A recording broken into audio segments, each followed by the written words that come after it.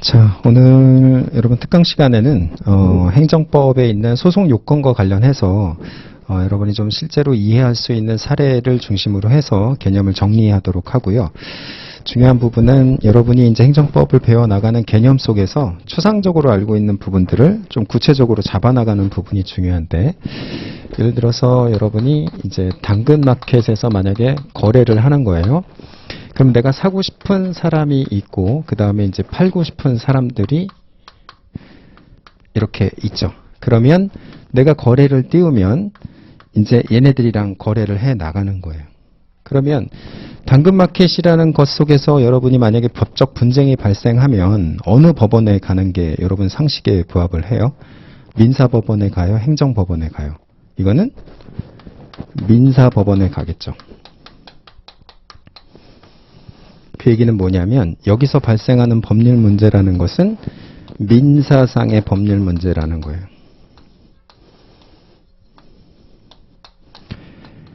그렇죠? 그러면 민사상의 법률 문제에서 그럼 법률 문제는 무엇인가 우리가 생각해 볼 필요가 있는데, 법률 문제라는 것은 자, 권리와 의무의 변동이 발생하는 관계. 자, 이거를 우리는 법률 문제라고 이야기를 해요.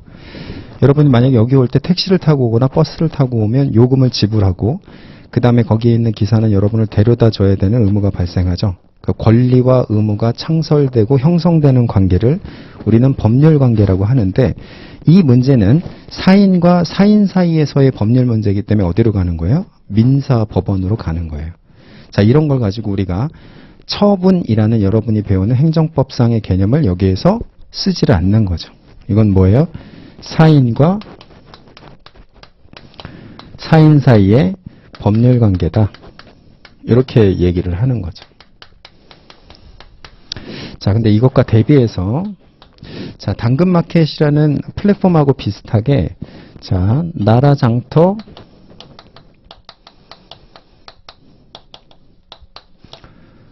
쇼핑몰이라는 게 있어요. 여러분 핸드폰 있으면 나라장터 쇼핑몰 한번 검색 한번 해보시겠어요, 지금?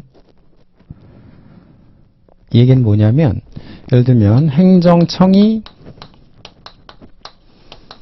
어떠한 물건이 필요할 때에는 공고를 올려요. 나라장터 쇼핑몰에 올려요. 그러면 그러한 물건 또는 용역을 제공할 수 있는 이러한 사람들이 지원을 하는 거예요. 그럼 지금까지 구조는 똑같죠? 그렇죠? 그래서 여기에서 당근마켓과 그 다음에 나라장터 쇼핑몰에서 지금까지 있는 본질적인 문제는 같다라는 걸 알 수가 있어요. 근데 지금 달라진 부분은 뭐예요? 행정청이 주체가 됐다라는 거죠. 그렇죠? 그 다음에 여기에서 이제 법률관계가 어떻게 형성이 되느냐면, 내가 필요로 하는 것이 만약에 예를 들어서 어떠한 컴퓨터다. 그러면 행정청인 국방부에서 어떠한 컴퓨터가 필요하다고 했을 때에는 갑업체, 그 다음에 을업체, 병업체에서 공모를 하는 거예요. 지원을 하죠. 그럼 행정청이 제일 좋은 조건에 있는 갑업체랑 만약에 계약을 체결하기로 했다. 이렇게 했을 때 결국에는 여기에 있는 갑이 만약에 을이랑 집이 제일 가까워서 거래하기로 했다라는 것과 본질적으로 같은 거예요. 근데 여기는 행정청이 주체가 되기 때문에 이걸 뭐라고 표현하냐면 낙찰자 지위 확인이라고 표현을 해요. 보통 이거를 공공 입찰이라고 표현을 하고, 내가 너랑 거래를 하겠어라는 의사표시를 낙찰자 지위 확인이라고 하는 거죠. 자, 그러면 여기서 이거는 민사로 갈까요? 행정으로 갈까요?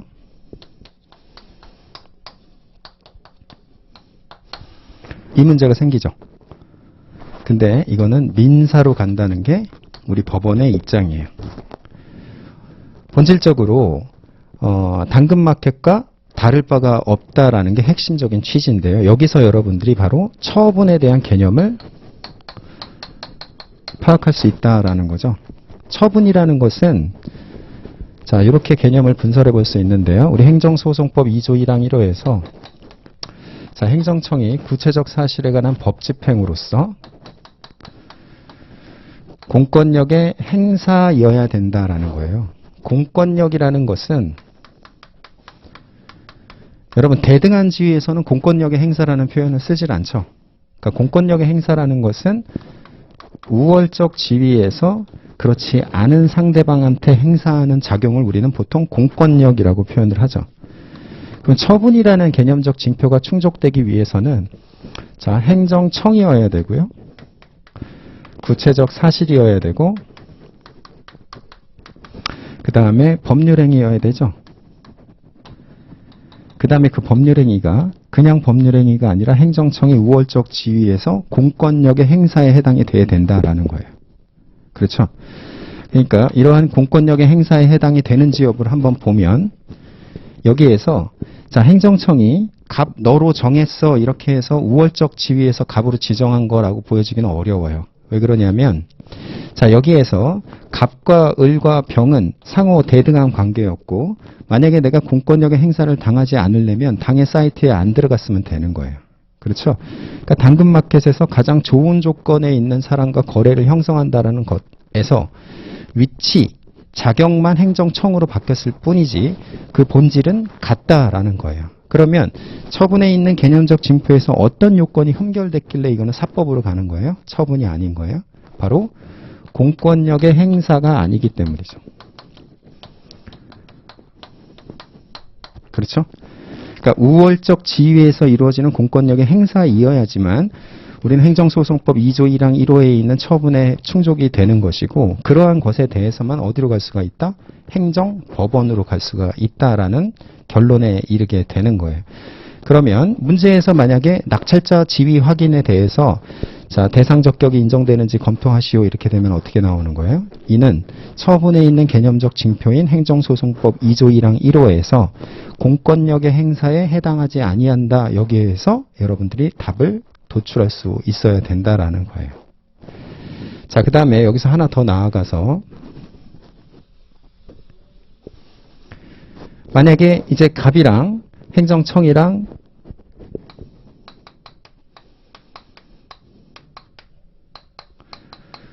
컴퓨터 계약을 이제 체결하기로 하는 거죠. 그러면 낙찰자 지위 확인이 됐기 때문에 얘가 이제 납품을 해야 된단 말이에요. 자, 그런데 납품을 해야 되는 입장에서 보니까 처음에 내가 너무 무리해서 입찰을 한 거예요. 그러니까 입찰을 하기 위해서 너무 싼 가격에 지원을 한 거죠. 그래서 얘가 본 계약을 체결하기 이전에 도망갈 수가 있겠죠. 그래서 도망가지 못하도록 묶어두는 돈이 필요한 거예요. 행정청에서. 그런 것을 우리는 일상생활에서는 뭐라고 표현을 해요? 보증금이라는 표현을 쓰죠. 그래서 여러분이 임대차 계약을 체결할 때 보면 매도인과 매수인 사이의 거래에서 매수인이 계약금을 납입하죠. 그런데 매수인이 만약에 예정한 것과 다르게 계약을 이행하지 아니하면 그 계약금은 어떻게 돼요? 매도인의 소유로 귀속돼 버리죠. 그 얘기는 뭐냐면 보증금은 계약의 이행을 담보하기 위한 수단의 돈이라는 거죠. 그러면 사법관계에서의 그런 보증금을 행정청인 관계에서도 마찬가지로 가질 수가 있는 거예요.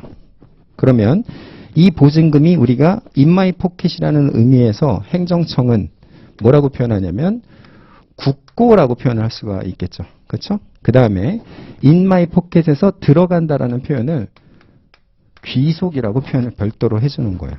그래서 자, 입찰 보증금 국고 귀속 조치 같은 경우에도 이게 처분인가요? 라고 물으면 여러분은 어떻게 대답을 해야 돼요? 아까 얘기한 것처럼 행정청과 갑은 계약의 당사자로서 자, 계약을 이행하는 것을 담보하기 위해서 보증금을 예정하고 그 다음에 계약을 이행하지 않았기 때문에 보증금을 뺏기게 되는 사인과 사인 사이의 관계와 동질하다는 거예요. 그렇죠? 그러니까 이것도 마찬가지로 공권력의 행사가 아닌 거죠.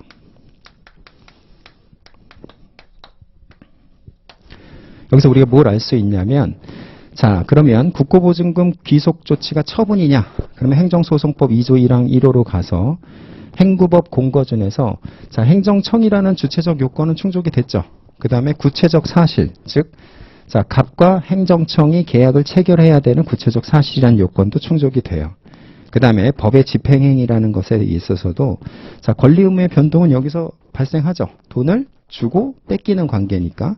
근데 흠결되는 부분은 어디냐면 공권력의 행사라는 부분에서 흠결이 되는 거예요. 이 관계도 대등한 지위에서 계약의 이행을 담보하기 위한 보증금이라는 사법적 요소에 의해서 대등한 지위에서 체결된 거기 때문에 공권력의 행사가 아니다. 이런 결론에 해당하는 거죠. 그래서 자, 국고보증금, 국고기속조치, 입찰보증금, 국고기속조치는 처분이 아니다. 왜? 공권력의 행사가 아니기 때문이다. 이런 결론에 이르게 되는 거예요.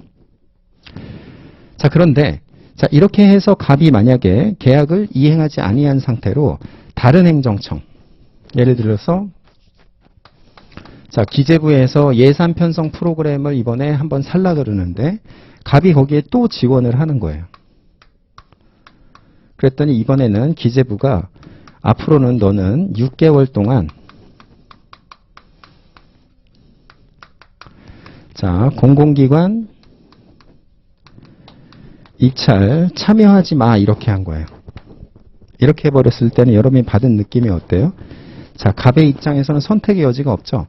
기재부에서 앞으로 공공기관에서 하는 모든 입찰 조치에 너는 6개월 동안 참여가 금지되는 거야 라고 하는 거예요. 여러분 당근마켓에서 사인과 사인 사이에서 내가 보증금을 제대로 납입하지 않았다 그래서 당근마켓에서 퇴출된다라는 얘기 들어본 적은 없죠. 그거는 왜 그러냐면 사인과 사인 사이의 거래에서는 공권력의 행사라는 게 있을 수가 없잖아요. 자, 그렇기 때문에 이러한 내용은 행정청인 공권력 행사의 주체인 우월적 지위에서만 내려진다라는 거예요. 6개월 동안 공공기관 입찰에 참여할 수 없다. 이걸 뭐라고 하는 거예요? 자, 입찰 참가 자격 정지라고 표현을 하는데 이것은 아까 우리가 했던 낙찰자 지위 확인, 그 다음에 입찰 보증금 국고 기속 조치와는 다르게 처분에 해당이 된다라는 거예요. 그러면 입찰 참가 자격 정지에 대해서 내가 다투고자 할 때는 어떻게 해야 되는 거예요? 아까까지만 해도 민사 법원에 가서 다퉜죠. 근데 입찰 참가 자격 정지는 드디어 이제 행정 법원에 가서 이것에 대해서 취소 소송을 제기할 수가 있게 되는 거예요. 우리가 배우는 부분이 바로 이 부분이죠. 그래서 여기서 제일 중요한 부분은 뭐냐면 바로 처분성과 관련된 개념적 징표가 여기에서 공권력 행사에 해당이 되기 때문에 충족이 된다라는 것을 여러분이 파악해야 되고, 여러분 문제에서 반드시 처분성 물어보는 문제는 한 문제는 반드시 나온단 말이에요. 그럼 내가 거기에 대해서 어떻게 대비하느냐? 여기서 본 것처럼 처분에 대한 개념적 징표는 어디에서 출발하는 거예요? 행정소송법 2조 1항 1호에 보면 행정청의 구체적 사실에 관한 법집행으로서의 공권력 행사라는 거죠. 그렇죠? 그런 다음에 권리의무의 변동이 직접 초래돼야 된다라는 것은 법률 행위이기 때문에 권리의무의 변동이 초래된다 이렇게 볼 수가 있는 거예요. 이를 통해서 입찰 참가 자격 정지는 대상 적격이 인정된다라는 걸 여러분이 반드시 파악을 해줘야겠어요. 자, 이를 통해서 우리가 뭘 알 수 있냐면, 자, 행정청이 주체가 되는 법률 관계라는 것도 두 가지 지위에서 구분해 볼 수가 있다라는 거죠. 그래서 우월적 지위에서 이루어지는 작용이라는 것도 있고, 그 다음에 대등한 지위에서 이루어지는 작용이라는 것도 있는 거예요. 그렇죠? 그 다음에 또 사경제 주체로서 지위에서 이루어지는 것도 있어요.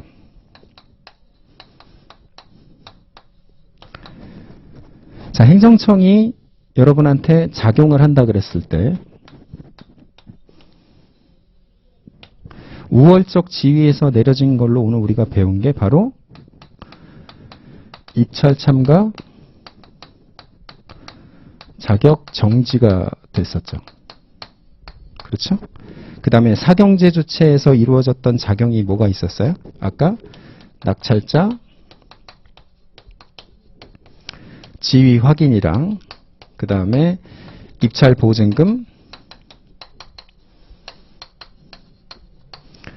국고 귀속 조치 이런 것들은 다 국가가 행정청이 대등한 사경제 주체의 지위에서 이루어진 작용이었다라는 거죠. 그럼 이건 어디로 간다 그랬어요? 이거는 민사로 가는 것이고 이게 바로 행정법원으로 가는 것이다. 이렇게 정리할 수가 있는 거죠.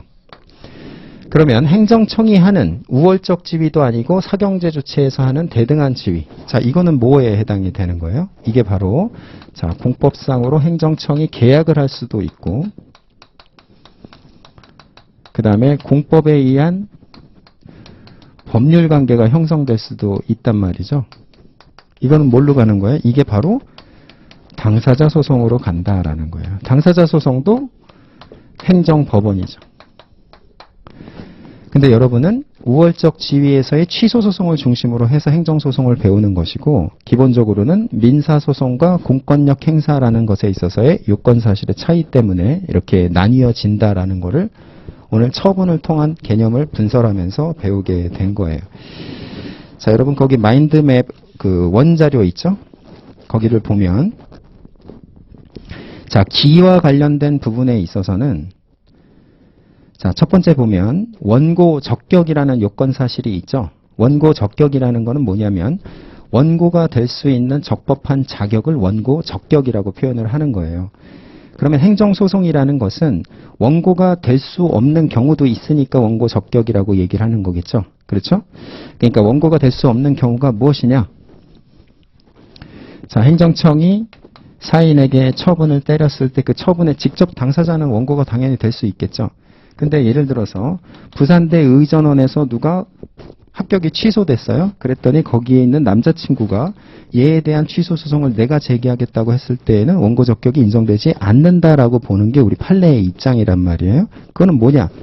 네가 당해 처분으로서 법률상의 이익의 침해가 있느냐 여부를 통해서 원고 적격을 인정한다라는 거예요. 그래서 얘는 원고 적격이 없다라는 거죠. 자, 그 다음에 두 번째. 피고 적격이라는 요건이 필요한데요. 피고 적격이라는 것은 결국 처분청을 얘기하는 거예요. 그렇죠? 처분청이라는 것은 아까도 본 것과 같이 국방부에서 입찰 참가 자격 정지 처분을 때렸죠. 그렇죠?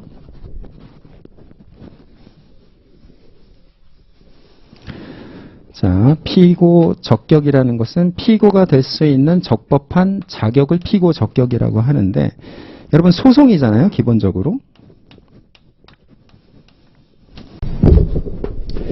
자, 피고가 될 수 있는 적법한 자격이라 그랬는데 여러분 소송을 수행하려고 그러려면 돈이 들죠. 그렇죠? 그래서 소송을 수행할 수 있는 소송 주체가 되기 위해서는 뭐가 있어야 되냐면 계좌가 있어야 돼요. 당연히 그러겠죠. 우리는 이러한 계좌가 있는 사람을 법적으로는 뭐라고 표현하냐면 주체라고 표현을 하고 인격체라고 표현을 하는 거예요. 그러면 예를 들어서 관악세무서장이 여러분한테 지방세를 거두면 그 돈은 관악세무서장 계좌로 들어가요? 아니면 국고의 계좌로 들어가요? 국고의 계좌로 들어가죠. 그러니까 당해 행정행위의 법적 효과가 귀속되는 주체를 우리는 행정주체라고 표현하는 거예요. 그러면 행정주체라는 얘기는 뭐가 있는 거예요? 계좌가 있는 거죠. 계좌가 있는 애는 누구누구 있어요. 국가의 국고가 있고 아까 우리가 봤죠. 입찰보증금 국고 귀속조치. 지방세는 어디로 들어가요? 지방자치단체로 들어가죠. 그래서 지방자치단체. 얘네들만 주체가 되는 거고요. 행정청은 아까 어떻게 되는 거예요? 관악세무서장은 조세 업무와 관련해서 이러한 행정주체의 업무를 수행하는 하위 기관에 불과한 거예요. 그런데 걔가 어떻게 되는 거예요? 지금 피고가 된다라는 얘기죠. 그럼 이건 원칙이에요? 예외예요? 예외가 되는 거예요. 그러니까 피고 적격이라는 것은 자 처분청이라는 건데 얘는 계좌가 없는 하인임에도 불구하고 왜 우리 행정소송법이 처분청에 대해서 피고 적격을 부여했느냐 이렇게 궁금할 수 있잖아요. 그 이유는 처분청에 찍힌 사람만 상대하면 된다는 국민의 소송 수행 편의를 위해서 그렇게 해준 거예요. 그러니까 조세부가 처분 통지서가 날라오면 여러분 그게 일반적인 평균적 기준에서 보면 누가 했다고 생각하는 거예요? 관악세무서장이 했다고 생각하니까 관악세무서장만 시비를 걸면 되겠다라는 게 일반적인 국민들의 수준이란 말이에요. 그거에 맞춰서 예외적으로 취소소송, 항고소송에 대해서는 행정 주체가 아니라 인격체가 아닌 이 처분청에 대해서 피고가 될 수 있는 자격을 부여하는 거죠. 그러면 예를 들어서 당사자 소송은 어때요? 당사자 소송이라는 것은 취소 소송이 아니죠. 그러면 원칙으로 돌아와야 돼요. 그럼 피고가 누가 돼야 돼요? 당사자 소송은 국가 또는 지방자치단체가 피고가 돼야 되는 거예요. 항고 소송의 경우에만 피고 적격이 처분청이 된다라는 개념을 여러분들이 정립을 해놔야 되겠어요. 자, 그 다음에 이제 대상 적격이라는 요건이 충족이 돼야 되는데 행정청이 하는 아니면 국가가 하는 여러 가지 작용 속에서 아까 얘기했던 것처럼 행정청이 행하는 구체적 사실에 관한 법 집행으로서의 공권력의 행사라는 개념이 충족되어야지만 대상 적격이 인정된다 그랬죠. 그래서 아까 행정청이 했던 행위였지만 보면 입찰 참가 자격 정지에 대해서만 우리가 행정소송으로 갈 수 있다 그랬고 그 다음에 낙찰자 지위 확인이라든가 입찰 보증금 국고 기속과 같은 것은 우리가 대상 적격의 흠결로 항고소송의 대상이 되지 않는다 이렇게 봤었죠. 이게 바로 대상 적격과 관련된 문제가 되는 거예요. 자, 그 다음에 이제 협의의 소의 이익과 관련된 부분이 있는데요. 자, 소의 이익이라는 거죠. 자, 우리는 일상생활에서 보통 이유라는 표현을 쓰고 있는데 법적으로는 이유를 이익이라고 대체해서 쓰고 있어요. 그 얘기는 뭐냐면 소를 제기해야 되는 이유를 현실적인 이유를 소의 이익이라고 표현을 하는 거예요. 근데 여기에 보면 협의의 소의 이익이라고 되어 있죠. 그 얘기는 광의의 소의 이익이 있기 때문이에요. 자, 광의라는 건 뭐냐면 넓은 거죠. 그래서 자, 원고 적격과 대상 적격이 충족이 되면 당의 소를 유지할 이유는 추정이 되는 거예요. 즉 뭐가 있다라는 거예요? 광의의 소의 이익은 있는 거예요. 근데 협의의 소의 이익은 구체적인 이익이죠. 구체적인 이유인데 여기서 보는 것처럼 아까 자, 국방부 장관이 자, 을에 대해서 입찰 참가 자격정지 만약에 6개월을 때린 거예요. 그렇죠? 그러면 6개월을 때려서 얘가 소송을 지금 취소 소송을 제기하는 거죠.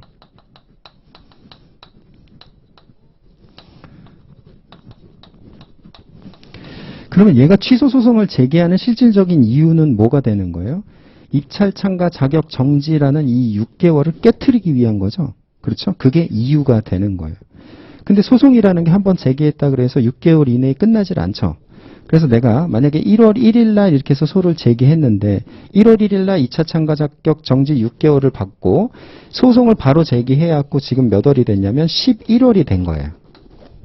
소가 진행이 이렇게 되고 있는 거예요. 그러면 이미 자 7월 1일 날 어떻게 된 거예요? 입찰 참가 자격 정지 기간이 끝나버렸죠. 그러면 이 기간 내에서는 어떻게 되는 거예요? 당의 소를 유지할 필요성이 상실된 거예요. 애초에 내가 소를 제기했던 이유는 뭐냐면 6개월 동안 참여를 못했으니까 이제는 참여하고 싶어서 제기한 거란 말이죠. 그런데 이 6개월이라는 기간이 이미 도가 됐기 때문에 여기서는 내가 이제 입찰에 참여할 수 있단 말이에요. 그럼 당의 소를 과연 유지할 필요성이 있는가의 부분이 바로 협의의 소의 이익이 되는 거예요. 그러면 판사 입장에서는 어떻게 되는 거예요? 내가 이 판결문을 써야 되나? 이 부분이 협의의 소의 이익으로 판사의 관점에서 보는 거겠죠. 그렇죠. 그러면 이미 침해 상태가 종결됐기 때문에 협의의 소의 이익이 있다 없다? 없다가 되는 거예요. 그러면 협의의 소의 이익이 뭐가 문제가 되느냐? 이 부분과 관련해서 오늘 쟁점을 하나 더 볼 건데 예를 들면 이렇게 되어 있는 경우로 우리가 가정해 보도록 할게요. 자, 1년 동안 만약에 점수가 페널티 점수가 자 200점이 넘으면 다음 연도에 2배로 가중한다 이렇게 되어 있다고 생각을 해보세요. 이런 규정이 만약에 있다. 그러죠? 이걸 뭐라 그러냐면 가중 요건이라고 얘기할 수 있겠죠. 그러면 이 6개월은 이미 도과가 됐지만 어떠한 역할은 남아 있어요. 이러한 가중 요건이 될 수 있는 일종의 전과가 될 수 있죠. 그렇죠. 전과로서의 작용은 아직 남아 있다라는 거예요. 그러면 을 입장에서는 이 전과를 없애서 혹시라도 내가 추가적으로 입찰 참가 자격 정지를 받게 됐을 때 이러한 가중적 제재를 받을 가능성 자체를 어떻게 해야 되겠어요? 차단해야 될 필요성이 있겠죠.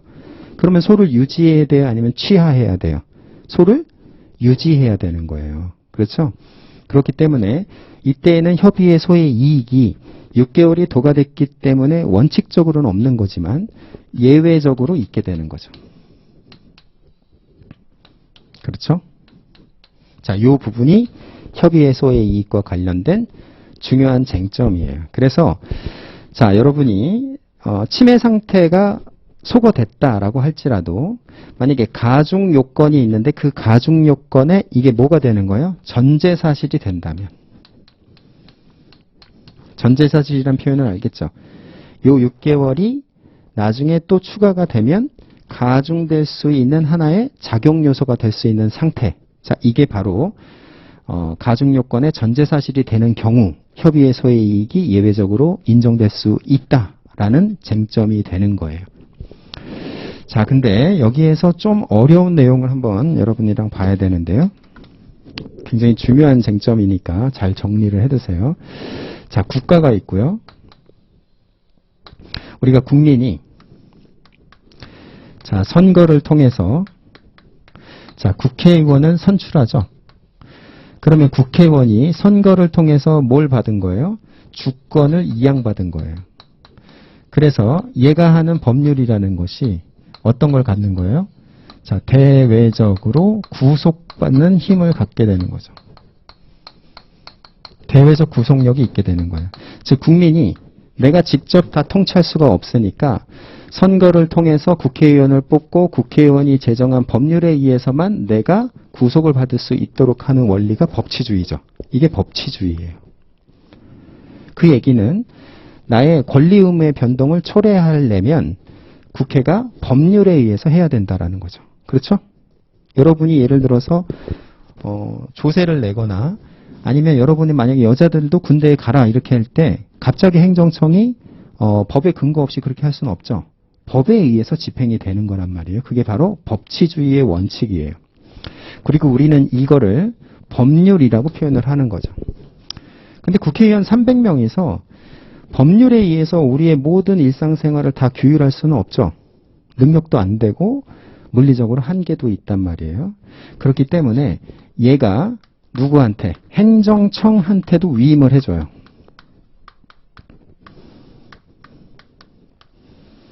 그래서 니네가 더 잘 아니까 니네가 한번 해봐라고 해서 위임을 주는 건데 이 위임은 누가 준 거예요? 전국적으로는 국민이 국회한테 줬고 국회가 다시 행정청한테 준 거니까 국민이 행정청한테 주게 된 거예요. 이게 관념적으로 법치주의의 입법이라는 얘기죠. 우리는 이걸 뭐라 그러냐면 행정입법이라고 얘기를 하는 거예요. 자, 이게 관념적으로는 좀 어려운 표현이지만 여러분이 어떤 표현을 들으면 기억이 날 수 있냐면 자, 도로교통법이 있고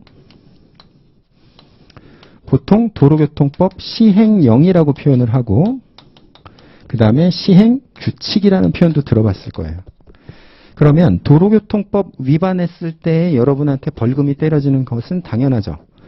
도로교통법 시행령 위반했다 그래도 여러분한테 벌금 과태료 때려지죠. 시행규칙 위반해도 똑같이 여러분한테 제재 처분이 때려질 수가 있는 거예요. 근데 얘가 뭐예요? 얘는 국회에서 제정한 거예요. 근데 얘는 국회에서 위임을 줘서 대통령령이라는 형식으로 제정된 거예요.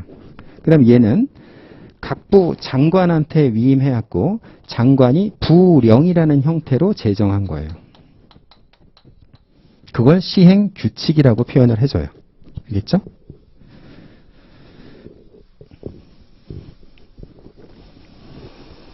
그러면 여러분들이 각각의 법은 여러분의 일상생활을 구속하는 힘들이 있는 거죠. 얘가 모법이고 그 다음에 하위 행정 입법이 되는 거예요. 그러니까 얘네들은 다 대외적으로 나를 구속하는 힘을 갖고 있는 거죠. 그렇죠? 자, 근데 행정청 내부에서도 규율을 갖고 있어요. 행정청 내부에서의 규율을 우리는 뭐라고 표현하냐면 행정규칙이라고 얘기를 해요. 행정규칙이라는 것은 행정청 내부에서 누구끼리, 공무원끼리 정한 룰이에요. 그러니까 국민들한테 영향력이 있어요, 없어요? 대외적 구속력은 없고 대내적인 구속력만 있게 되는 거죠. 근데 여기에서 뭐가 제일 중요하냐면, 자, 제재 처분 같은 경우에 기준을 자기들 나름대로 내부에서 정한 경우가 많아요. 이거를 재량준칙이라고 표현을 해요. 재량준칙이라는 것은 재량 행사의 기준이 되는 규칙이에요. 이게 행정규칙이란 말이에요. 그러면 이거에 대해서는 국민이 구속을 받아야 안 받아요? 안 받는단 말이죠. 행정규칙이에요. 그래서 아까와 마찬가지로 예를 들면, 자, 벌점이 300점일 때에는 입찰 참가 자격정지 1개월, 자, 400점일 때에는 입찰 참가 자격정지 2개월, 뭐 500점이면 3개월, 이렇게 내부적으로 기준을 갖고 있단 말이에요. 행정청에서. 근데 그건 누굴 보기 위해서 하는 거예요? 우리가 국민들한테 신뢰를 얻고 평등의 원칙에 입각해서 제재 처분을 때리기 위한 우리 내부적인 기준에 불과한 거죠. 그렇죠? 그래서 이게 뭐가 된다? 행정규칙이 된다라는 게 중요한 거예요. 자, 그런데 이게 반복해서 시행되다 보면 국민들이 어떻게 되겠어요? 나도 똑같이 이렇게 하겠네. 갑한테도 그렇게 했으니까 을도 그런 생각을 갖게 되겠죠. 그래서 이 자체가, 자, 자기 구속을 받게 되는 경우가 있다라는 거예요. 그래서 애초에 어떻게 하냐면 이 제재 처분 기준을 어디에다 넣어버리냐면 시행령과 시행규칙에다가 아예 넣어버려요. 행정청에서. 그러면 지금 형식은 어떻게 돼요? 형식은 법령이죠. 법규 명령이라고 표현을 해요. 근데 내용은 뭐가 되는 거예요? 원래 어디 있던 애예요? 행정규칙이죠.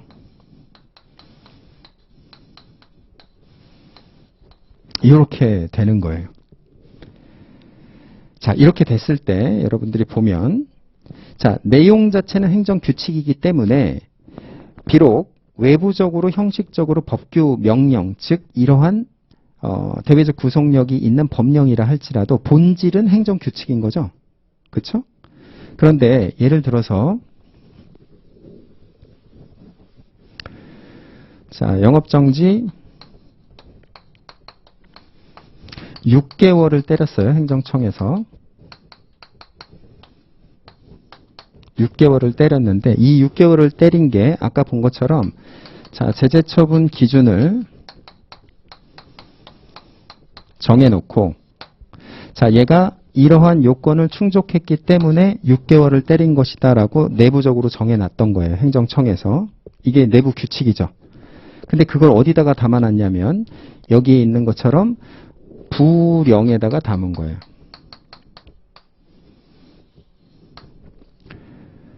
자, 그러면 판사 입장에서는, 자, 얘가 받은 요 영업정지 6개월이라는 처분이 위법한지를 판단할 때 판사 입장에서 만약에 부령이라 그럴 때는 대외적 구속력이 있으니까 판사가 여기에 있는 거 충족되면 6개월 그대로 하는 게 맞게 되는 거죠. 그렇죠? 이 요건만 충족되면 무조건 6개월을 때려줘야 되는 거예요. 법에 그렇게 정해져 있으니까. 근데 만약에 이게 본질대로 행정규칙이라고 바라본다면 판사는 어떻게 해야 되겠어요? 공무원들끼리만 보는 기준이니까 얘가 얼마만큼 반성하고 있는지. 그렇죠? 그 다음에 얘가 할 때 행위 태양이 어떠했는지. 그 다음에 얘가 얼마만큼 그 이후에 후속 조치들을 많이 취했는지. 그 다음에 이전에 범죄가 있는지 여부들을 재반 사정을 고려해갖고 이 영업정지는 안 된다라고 판결할 수가 있어야 되지. 그게 판사의 사명이고 보람이겠죠. 근데 예를 들어서 이 요건이 충족됐다 그래서 무조건 6개월로 해야 된다라는 법령 기준에 따라서 한다 그러면 판사가 있을 필요가 없어지는 거예요. 그래서 우리 법원은 자, 부령에 담겨져 있는 제재처분 기준에 대해서 효력을 뭘로 보냐면 본질에 따라서 뭘로 보느냐? 제재처분 기준, 즉 행정규칙으로 본다라는 거예요. 알겠죠? 행정규칙으로 보는 거예요. 부령에 담겨 있다 할지라도. 그래야지만 판사 입장에서 내가 판사로서 이러한 사정을 다 참작해서 얘를 구제해주는 직업적인 보람을 느낄 수가 있는 거예요. 자, 이러면 이 배경 하에서 다시 우리가 여기로 돌아와 볼게요. 아까 국방부에서 이 영업정지 6개월을 때렸죠. 입찰 참가 자격 정지.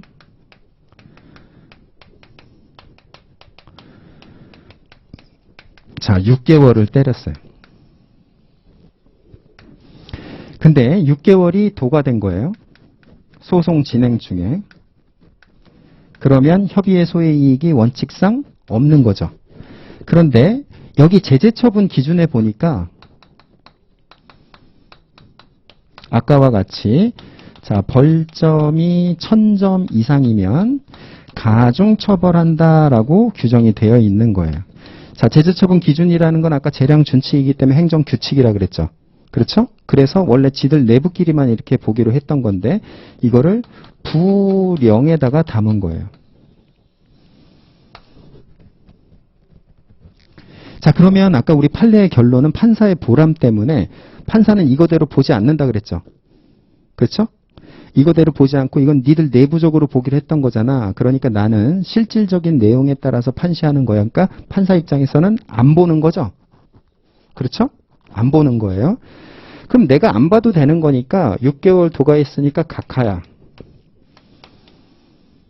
이렇게 하면은 결론적으로는 어떻게 될까요? 결론적으로는 이거에 따라서 공무원은 판사의 입장에서는 여기에서 대외적 구속력을 인정하지 않기 때문에 내가 안 볼 내용이니까 내가 안 봐도 되니까 각하 이렇게 판단을 했지만 판사의 입장에 따르더라도 공무원은 이거대로 하겠죠. 공무원은 어떻게 되는 거예요? 가중해서 할 수밖에 없어요. 공무원은 행정규칙이라고 봐도 행정규칙을 따르지 않으면 뭘 받아요? 징계 처분을 받게 되기 때문에 공무원이 이렇게 가중할 거라는 사실은 구체적인 위험이 되는 거예요.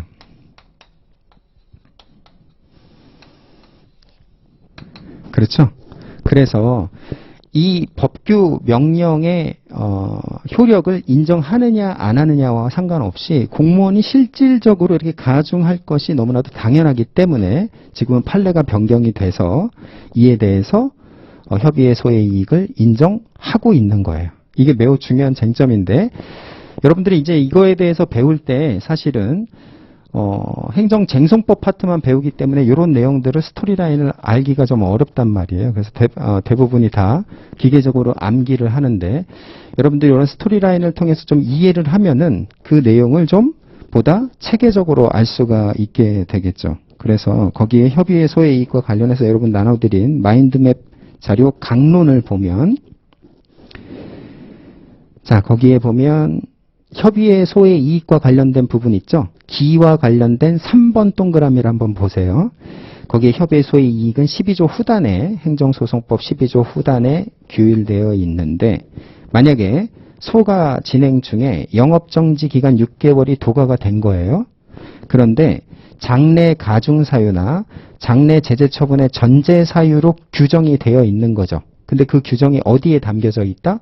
부령 형식의 제재처분 기준에 담겨져 있다. 그럴 때에는 부령 형식의 제재처분 기준 행정규칙에 대한 효력을 검토해야 되는데 우리 판례의 다수 의견은 뭐냐? 이게 기존에 뭘로 봤었어요? 본질에 따라서 행정규칙으로 봤죠? 행정규칙으로 본다 할지라도 공무원이 그것에 따라서 가중처벌을 할 것은 매우 구체적 현실적 위험이기 때문에 협의의 소의 이익이 인정된다라고 결론을 내린 거예요. 알겠죠? 어려운가요? 자, 다시 한번 정리를 해볼게요. 자, 제재처분 기준이라는 것은 행정청 내부에서 하는 기준이에요. 행정청 내부에서 하는 기준이기 때문에 이것은 행정규칙이고 국민들한테 구속력이 없는 거죠. 구속력이 없는데 이것이 반복해서 시행되게 되면 국민들이 이거대로 하겠다라는 기대감을 갖게 된단 말이에요. 그래서 그것에 대해서 구속력을 인정하는 판례가 있단 말이에요. 근데 이건 여러분이 몰라도 돼요. 그런데 이거를 이러한 이유 때문에 행정청이 어떻게 하냐면 부령에 아예 담아버린단 말이죠. 제재처분 기준 자체를. 그러면 부령에 담아버리면 아까 부령이라는 것은 국회에서 다 못하기 때문에 담는다 그랬잖아요. 그럼 얘는 법규성이 있는 애란 말이에요. 그럼 형식대로 하면 법규성이 있기 때문에 가중된 제재 사유로 처벌될 것이 명확한 거죠. 근데 우리 판례는 부령대로 해서 이렇게 하다 보니까 나도 여기에 따라야만 되는 거죠. 그러니까 판사로서의 보람이 없더라. 그래서 본질에 따라서 여러 가지 재반 요건을 따라서 구체적 타당성을 제고하는 판결을 때리기 위해서는 부령에 담겨져 있다 할지라도 나는 안 볼 거야 라고 하는 게 기존 입장이란 말이에요. 근데 그렇다 할지라도 나는 안 보지만 공무원은 어떻게 하는 거예요? 이거에 따라서 하겠죠. 왜? 징계를 받으니까. 그래서 공무원이 이거에 따라서 가중사유로 때리는 것이 예상되기 때문에 그에 대해서는 협의의소의 이익이 인정된다라는 쟁점이 자, 입찰 참가 자격 정지와 관련해서 기회 협의의소의 이익과 관련된 쟁점으로 여러분들이 파악할 수가 있어요. 자, 거기 기와 관련된 쟁점 4번의 피고 적격을 보면 우리 행정소송법 13조에서 피고 적격을 규율하고 있죠. 자, 기재부에서 아까 본 것처럼 예산 편성 프로그램과 관련해서 기재부에서 지금 입찰 참가 자격 정지 처분을 때리는데 보통은 기재부 장관이 직접 때리진 않죠. 자, 거기에 있는 계약심의위원회에서 실질적으로 처분은 때려요. 그런데 입찰 참가 자격 정지라는 처분서 명의는 누구 명의로 나가요? 기재부 장관 명의로 나가는 거예요. 그러니까 처분청은 누가 된다? 기재부 장관이 되는 거예요. 그래서 피고 적격, 기재부 장관이 피고가 된다라는 거, 그게 중요한 내용이죠. 근데 아까 피고 적격이라는 개념적인 취지는 뭐였어요? 국민들의 소송 수행의 편리성을 위해서 피고 적격이라는 개념을 행정소송법에서 규율하고 있다 그랬잖아요. 그래서 보면 만약에 기재부 장관이 아닌 내부 위임을 받은 기조실장이 지 명의로 만약에 처분서를 직인을 찍었다. 그러면 우리 판례는 뭐라고 보냐면 처분서에 찍힌 애는 지금 누가 되는 거예요? 기조실장이 되죠. 그래서 얘가 피고가 된다라고 봐요. 그 얘기는 아까 우리의 제도적 취지를 올바르게 이해하는 게 중요하다 그랬죠. 자, 처분서에 찍힌 놈만 상대하면 된다라는 게 우리 판례의 피고 적격과 관련된 기본적인 취지이기 때문에 이때 관종인 이 기조실장이 뭐가 되는 거예요? 피고가 되는 거예요. 자, 그러면 피고 경정이라는 문제도 우리가 이제 이해할 수가 있는데 결국에는 소송 수행의 편리성을 위해서 피고 적격이라는 개념을 판례가 인정한다라는 취지 하에서는 원고가 만약에 피고를 제대로 잘못 지정했을 때에는 판사가 어떻게 하는 거예요? 판사가 고쳐줄 수 있도록 하는 거예요. 그래서 원고가 신청하면 피고를 바꿔줄 수 있는 제도도 마련되어 있어요. 그러면 여러분 문제에서는 피고가 만약에 잘못 지정됐다라는 것 때문에 각하가 될 문제는 나올 가능성이 매우 적죠. 왜? 판례가 없어요. 거의. 왜? 피고 경정을 통해서 대부분 피고 적격 흠결로 인한 각하는 없다라는 거죠. 자, 이게 기와 관련된 쟁점이에요. 여기에서는 소송 요건이죠. 자, 소송 요건이 충족되지 않을 때에는 우리 판사가 뭐라고 표현하는 거예요? 소송 요건이 충족되지 않으면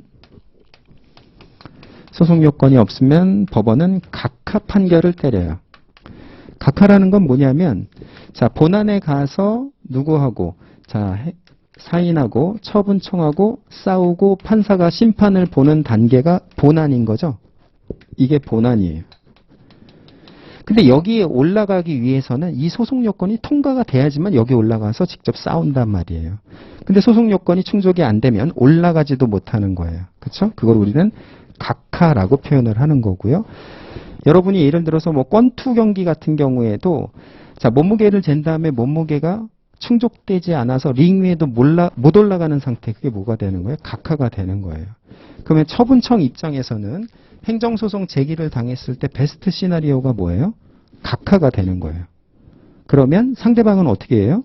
링에 올라가지도 못하는 거죠. 그렇죠? 그래서 이 각하가 여러분의 행쟁에서 80%죠. 그만큼 기에서 소송 요건을 충족하는지 여부, 요거를 검토하는 게 매우 중요하다라는 거고, 여러분이 공공 입찰과 관련해서 오늘 봤던 사례 있죠? 거기에서 원고 적격, 그 다음에 대상 적격, 그 다음에 협의의 소의 이익을 중심으로 소의 요건이 충족되었는지를 바라보는 게 매우 중요하다라는 거예요. 기가 통과되면 이제 어디로 가는 거예요?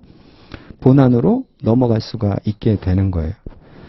자, 승이라는 것은 자, 소송 기술적인 요청이에요. 소송 기술적인 요청, 기술과 관련된 내용이죠. 자, 입찰 참가 자격정지 6개월을 받아버리면 당해 업체는 어떻게 되겠어요? 망한다라고 봐야겠죠? 왜? 내가 이제 국가에서 개최하는 공공입찰에는 전혀 참여를 6개월 동안 못한단 말이에요. 소를 제기한다고 해서 그 6개월이 정지되는 것은 아니죠. 자, 집행 부정지 원칙이라고 표현을 하는데요. 그래서 별도로 집행 정지를 신청해야 돼요. 그렇죠?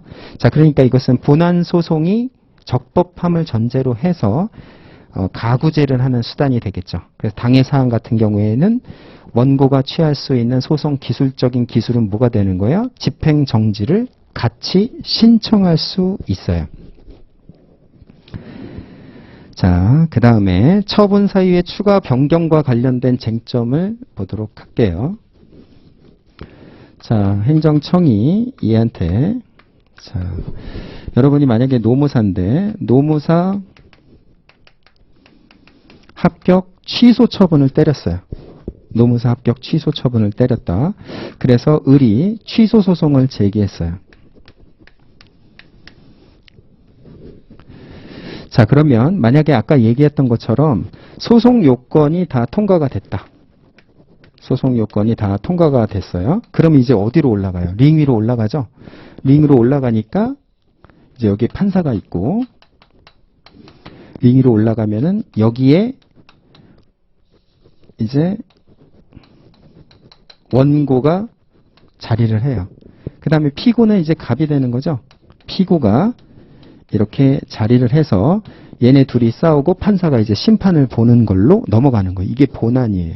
그래서 본안 전에 소송 요건 심사, 그 다음에 본안 이렇게 넘어가는 거죠. 그래서 여러분 마인드맵에 보면 맨 밑에 보면은 기와 관련된 부분에서는 처분청, 사인, 법원 이렇게 제기가 돼 있고 오른쪽에 보면 어떻게 돼 있어요? 판사를 중심으로 해서 원고와 피고가 싸우는 구조의 그림으로 구성이 되어 있죠. 이 얘기는 어디로 넘어갔다라는 얘기예요? 이제 본안으로 넘어갔다는 얘기죠. 그러니까 여기에서는 나올 수 있는 판사의 결론은 각하가 있을 수 있어요? 없어요? 여기서는 각하는 없고 기각과 인용만 있을 뿐이에요. 그렇죠? 자, 이렇게 넘어왔어요. 그래서 노무사 합격 취소를 했던 사유가 뭐야? 이렇게 판사가 물어본 거예요. 그랬더니 얘가 뭐라고 표현하냐면 얘가 명의 부정행위를 했다. 이렇게 표현하는 거예요. 시험 볼 때 부정행위 했어요. 이렇게 얘기를 하는 거예요. 몇 차 시험에서 부정행위를 했던 거야? 물어보니까 2차 시험에서 부정행위를 했다고 얘기를 하는 거예요. 그러니까 판사가 아니 주관식 시험에서 부정행위라는 게 있을 수 있어요? 이렇게 물어보면서 갑을 한심스러운 눈으로 쳐다보는 거예요. 그러니까 갑이 이제 어떻게 하겠어요? 지겠다라는 생각이 드는 거죠. 그렇죠? 판사가 얘한테 눈치를 보니까 얘가 질 것 같아요. 그러니까 부정행위에다가 플러스 뭘 추가시켰냐면 자, 명의를 대여했어요. 이렇게 해갖고 요 사유도 추가하는 거예요. 그러니까 원래 제기했던 사유는 A고 그 다음에 B라는 사유도 추가하는 거예요. 이게 처분 사유의 추가예요. 자, 그러면 원고 입장에서는 애초에 내가 소를 이렇게 해서 제기했던 이유는 왜 제기했냐면 부정행위를 했던 사실이 없기 때문에 제기를 한 거예요. 나는 주관식 열심히 나 혼자만 봤으니까. 근데 사실은 명의를 대여했던 사실은 있어요.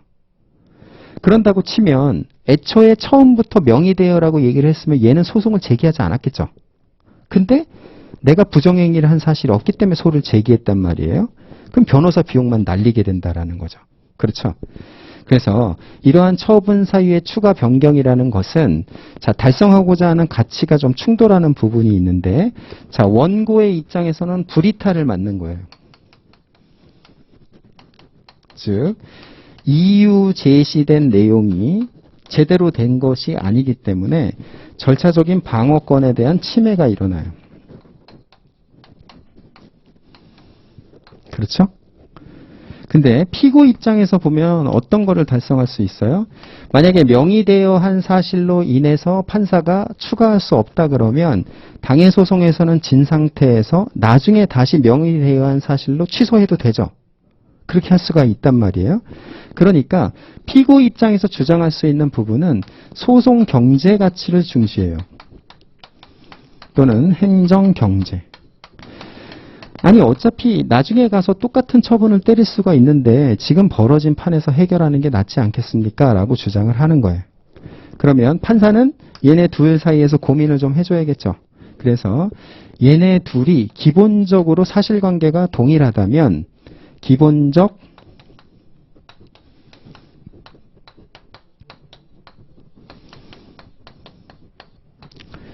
동일성이 인정되면 내가 허용해 줄게 라고 하는 거예요. 그러면 원고 입장에서도 이 이유 제시라는 게 기본적 사실관계가 같다면 내가 불이탈을 당하지는 않겠죠. 그렇죠? 요 요건도 충족할 수가 있고 피고가 주장하는 요 요건도 충족할 수가 있는 거예요. 이게 처분 사유의 추가 변경이라는 쟁점인데 우리 행정소송법에서는 규정이 없어요. 그래서 인정할지 말지에 대한 판례의 법리를 우리가 알아야 되는데 자, 승에 보면 자, 3번 한번 보도록 할게요. 거기 처분 사유의 추가 변경은 행정소송법에 규정이 없다라는 것에 여러분이 언더라인을 하고요. 자, 거기 밑에 하이픈을 보면 처음에 얘가 입찰 참가 자격정지 처분을 때렸던 사유는 뇌물 공여라는 사유로 이제 뇌물 공여라는 사실로 변경해서 처분 사유 추가 변경을 하려고 했던 거예요. 처음에는 뭐였냐면 맨 위에 가면 어떻게 돼 있어요?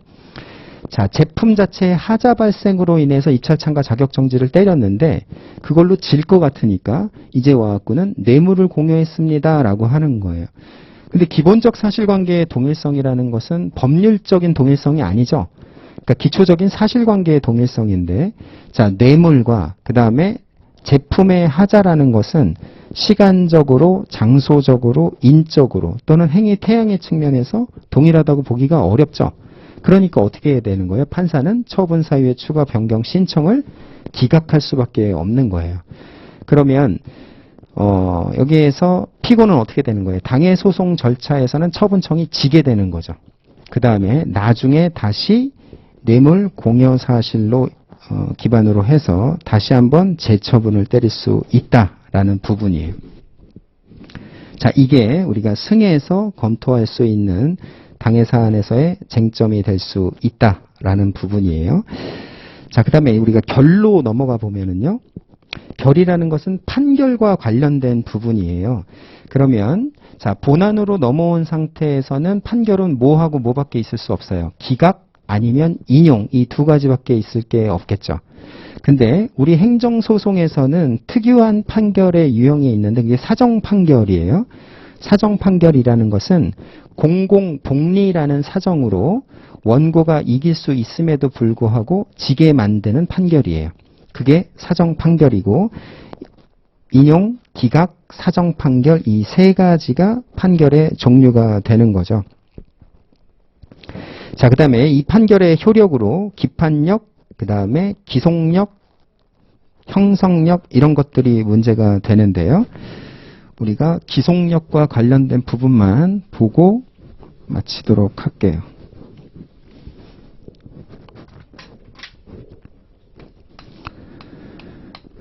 자, 판결에서의 쟁점인데요.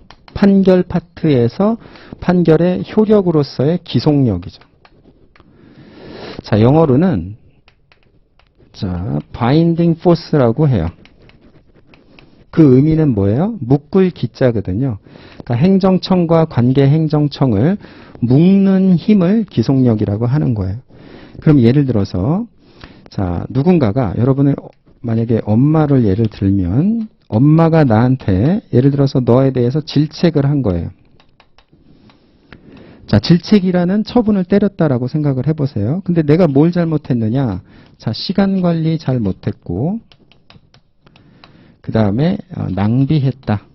그래서 너는 자, 출근 금지다. 이렇게 처분을 때렸다라고 생각을 해보세요. 자, 근데 시간 관리하고 낭비라는 면에서 네가 잘못했기 때문에 출근 금지를 했다. 이게 여기에 대해서 묶는 힘이 되겠죠? 그러면 이 묶는 힘에 의해서 얘가 받는 효력이라는 거는 이것에 대해서 반복하면 안 되고요. 그렇죠? 이게 첫 번째가 될 것이고, 그 다음에 시간 관리 제대로 못하고 낭비했던 부분을 원상 회복해야 되는 의무가 생긴다라고 볼 수가 있어요. 근데 이런 것들이 생기게 되는 범위는 어디에 생기는 거예요? 뭘 잘못했는지를 알아야지만 형성이 되겠죠? 그래서 기속력이라는 것은 개개의 위법 사실에 대해서 형성되는 힘을 우리는 기속력이라고 표현을 하는 거예요. 그래서 판사가 위법하다라고 해서 인용 판결을 때려줬어요. 인용 판결을 때리면 행정청은 어떻게 되는 거예요? 잘못한 거죠. 그러면 내가 뭘 잘못했는지를 알아야 다시 한번 반복하지 않고 잘못한 내용을 고치게 되는 거죠. 그렇기 때문에 인용 판결에서 자, 판결에 주문이 있고 이유가 있는데 인용 판결이라고 해서 취소한다라고 해놓고서 이제 이유에서 네가 뭘 잘못했는지를 2페이지부터 이렇게 설시해 주는 거예요. 이 부분에 한해서 기속력이 형성된다라고 하는 내용이 있는데 이 부분들이 여러분이 기속력과 관련해서 매우 중요한 쟁점이 되는 거예요.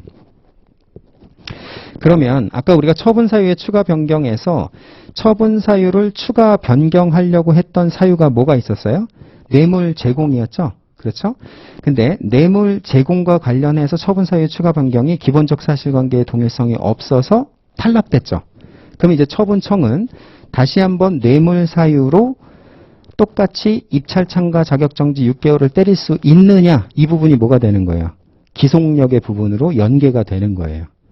그러니까 뇌물 사유가 있어서 다시 한번 입찰 참가 자격정지 6개월을 때릴 수가 있느냐? 이 부분이 기속력과 관련해서 다시 한번 그렇게 할 수 있느냐의 부분으로 연결된다라는 거죠.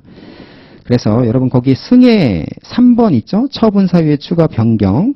거기에 보면 기속력과 대비해 놓고 있는데 거기에 결에서 기속력 2번이랑 연계를 한번 해주세요. 연필로. 그래서 승에 3번이랑 결에 2번이랑 이렇게 링크를 해두고 여러분이 같이 제도적인 취지를 파악할 수 있어야 된다라는 거죠. 자, 여러분이 동차기 때문에 사실은 행정 전반에 대해서 이해하기는 좀 어려워요. 그러면 지금 이 시기에 여러분이 해야 되는 것은 내가 만약에 이번에 합격하기 위해서 가장 효율적인 방법은 컴팩트하게 하는 게 중요하겠죠. 그러니까 행정과 관련된 모든 쟁점을 이렇게 기승전결로 나눠서 분류한 다음에 컴팩트하게 공부를 하고 그 다음에 이러한 쟁점들이 상호 어떻게 연계가 되어 있는 부분을 사례를 통해서 검토를 하고 입체적으로 파악하는 게 매우 중요해요. 그래야지만 내가 동차에서 불합격을 하다 할지라도 이제 제시해서 합격을 할 수 있는 기반을 마련할 수 있다라는 거죠. 그래서 동차반 때는 수업을 당해 사항과 같이 하나의 사례를 통해서 여러 가지 쟁점을 연계해서 파악할 수 있는 사례로만 풀 거예요. 그러면 어떤 문제가 나온다 이렇게 찍어서 할 수 있다면 좋겠죠. 근데 그런 것은 사실상 무의미하다고 보여지고요. 오히려 행정에 산재되어 있는 이런 개념들을 종합적이고 유기적으로 볼 수 있는 사례를 통해서 우리가 그러한 쟁점들을 조금 더 입체적이고 구체적으로 살펴보는 시간으로 해서 답안을 구성해 나가는 연습. 자, 그게 보다 실효적인 방법이라고 생각이 들어요. 자, 오늘 이 시간에는 공공입찰과 관련된 하나의 사례를 통해서 행정에서 여러분들이 살펴볼 수 있는 것을 기승전결, 기승결 요 카테고리에서 우리가 쟁점을 살펴봤는데요. 좀 다소 좀 어려운 내용이긴 하지만 여러분이 어차피 해내가야 되는 내용들이기 때문에 다시 한번 여러분들이 리마인드 하면서 행정과 관련된 쟁점들을 한번 일목요연하게 정리를 해보는 시간이 필요할 것 같아요. 자, 오늘 수업은 여기까지 마치도록 하고요. 감사합니다.